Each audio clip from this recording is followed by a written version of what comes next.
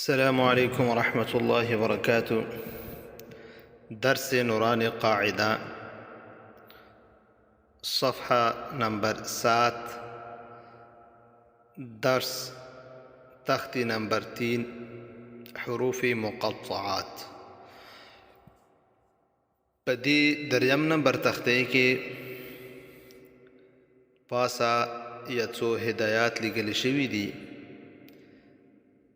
چې استادان دغه هدایات په خپله پړاو کی او طلباو ته بیا د کوز حروف مقطعات مغو هدایاتو په روشنايي کې پړاو کی.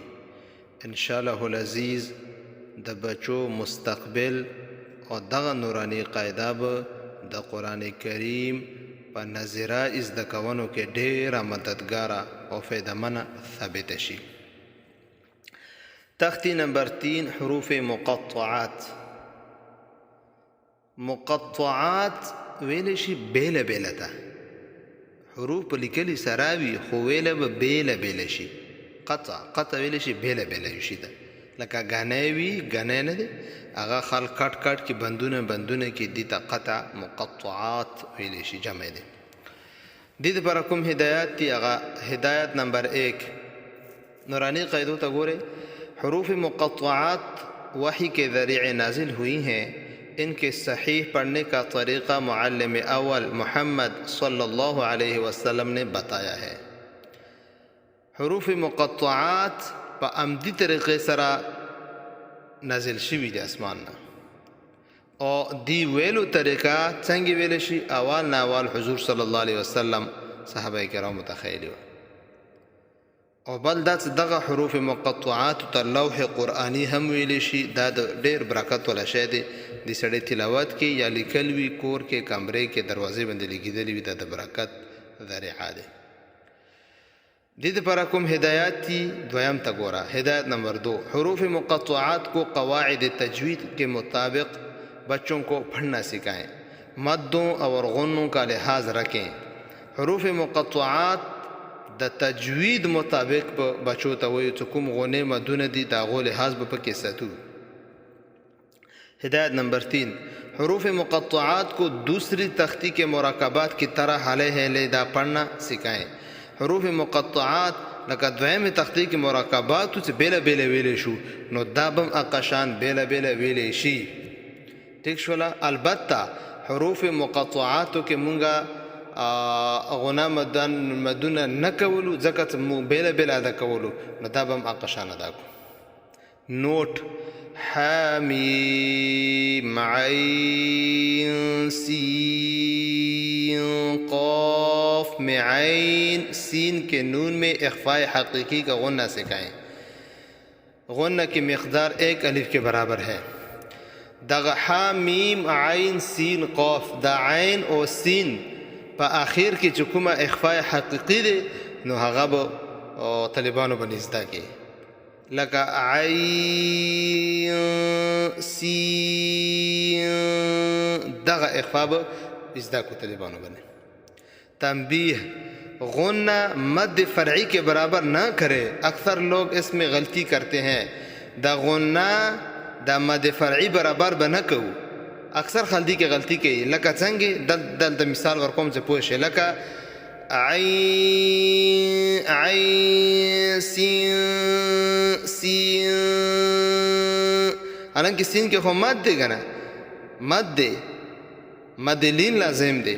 نو دلته چې کوم مد دی د غنه به ټوله په مد کې نه کوو چې عین سین، نه، بلکې مثلا دغه مد مونږه 5 الف برابر کوو نو د 4 الف به د مد مقدار کو بغیر د اواز پوزې ته خیجولو نه. اخر کې چې کله یو الف برابر پاتې شي بیا به اواز پوزې ته وخیجو. مثلا داسې ګورئ تاسو اواز ښه متوجه شئ. عین سین قاف عین سین قاف، دی مطلب دا شو. ہدایت نمبر 4، الف لام میم اللہ لا الہ الا ہو کے ساتھ وصل کے 2 طریقے ہیں. الف لام میم سره چې لفظ د الله کله ملوو هغه دو طریقو سره ملويږي. نمبر 1 الف لام میم کا وصل اللہ کے ساتھ کرتے وقت میم پر مت کرنا بہتر ہے. نو دا میم دی بنے بمونگا ماد وکو مثلا دسے الف لام میم اللہ پیاو تا وقشا الف لام میم اللہ میم اللہ دا دی مات خبره کی چکو متوازل ویلو یوا طریقہ شوا. دویمہ طریقہ الف لام میم کا وصل اللہ کے ساتھ کرتے وقت میم پر مد نہ کرنا جائز ہے. مثلا الف لام میم اللہ میم اللہ میم اللہ. نو دا دوړې طریقې دي او پاسه چې کومه دی هغه کې ګوره مد جوړ کړی دی او د کومه کوزه دی دي کې د میم باندې مد نه دی جوړ کړی. ٹھیک شوله. البته هغه غنا به کوو چې الف لام میم اللہ. ٹھیک شولا. تنبیہ الف لام میم کے دوسرے میم کو اللہ کے ساتھ ملاتے وقت شد سے بچانا لازمی ہے. ہے الف لام میم کې چې د میم کله الله سره ملوو وصل په حالات کې نو دلته به بیا مونږه شاد نه کوو لکه داسې به نه وایو. ګوره الف لام میم الله میم الله دا آخرین میم نه دی دلته به شاد نه کوو ځکه هلته شاد نشته. بیا دا میم د دلته صرف زبر ویلی شعر بنی. نو دغه حروف اوس دغه هدایت خو استادانو د پاره دی بنه خو طلبه نه پوهیږي. نو استادان معلمین یا معلمات رب ذوالجلال د دې په عمرونو کې برکت واچول کی چې د خپل بچیو ته د مشومانو ته شاګردانو ته سبق په اخلاص او په نرمۍ سره داسې پړاو کې لکه څنګه مونږ په اصولو د درس کې ویلو چې په اخلاص سره او په نرمۍ سره مشومانو نه به غلطیانې وباسي. نو دغه تلفظ د حروف مقطعات ولا به مونږ سنت مطابق داسې کوو.